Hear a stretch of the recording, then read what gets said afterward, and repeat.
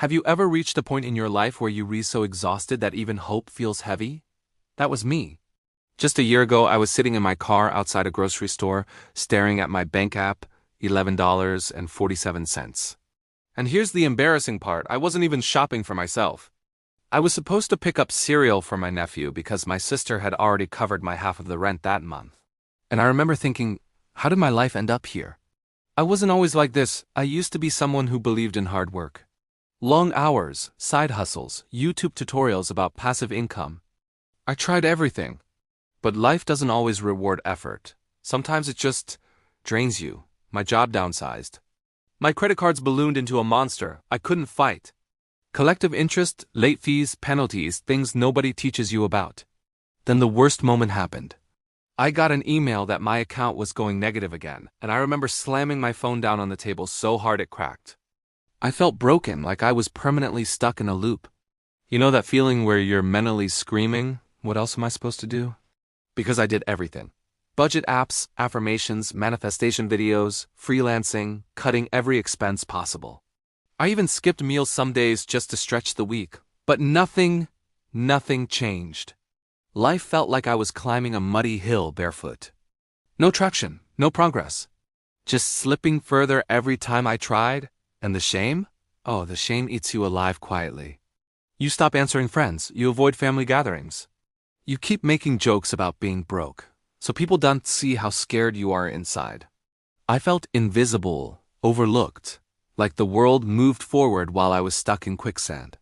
And then something strange happened that shifted everything. One night, I couldn't sleep. My anxiety was so loud it felt like static in my bones, so I did what most of us do. Scrolled aimlessly on my phone at 3 a.m., just trying to escape my own thoughts. I stumbled on this guy David talking about some prayer ritual from a hidden island in Japan. He said it wasn't religion, it wasn't manifestation, just a weird ancient sequence he learned from an old man. Honestly, I almost scrolled past. I thought it was just another internet gimmick, but something in his voice, the way he described hitting rock bottom, it felt like he was talking about me. Not broke, not lazy, not unmotivated, but tired. Spiritually tired. And for once, instead of judging myself, I listened. So I tried it. The 47-second Masuda Island prayer.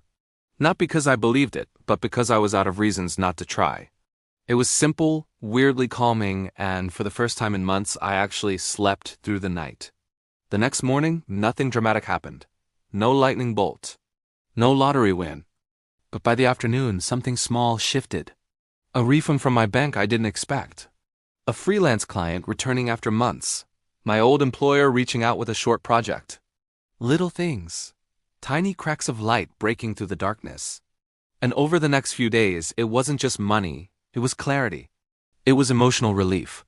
It was a peace I had forgotten existed. I wasn't manifesting riches. I was finally breaking the mental cage that had been holding me hostage. It felt like someone reset the part of my brain where fear had been living rent-free, and the wildest part?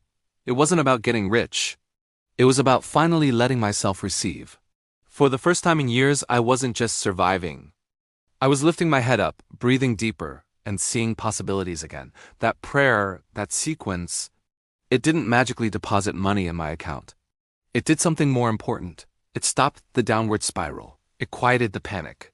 It gave me enough clarity to take opportunities I was too overwhelmed to see before. And look, I'm not here telling you this because I want you to buy something. I'm telling you because I wish someone had told me sooner. Sometimes the thing that saves you is not a job, or a raise, or a credit card consolidation plan.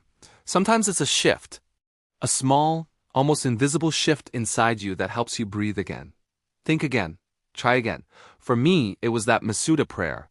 For you, it might be something entirely different. But if you're in that place, that dark, foggy, suffocating place where nothing seems to work, just remember this. You are not cursed. You are not unlucky. You are not doomed to struggle forever. You are just one shift away from a completely different life. Sometimes all it takes is a moment. A quiet ritual. A deep breath. A spark of something strange but hopeful. And that small moment might be the beginning of everything. Thanks for watching.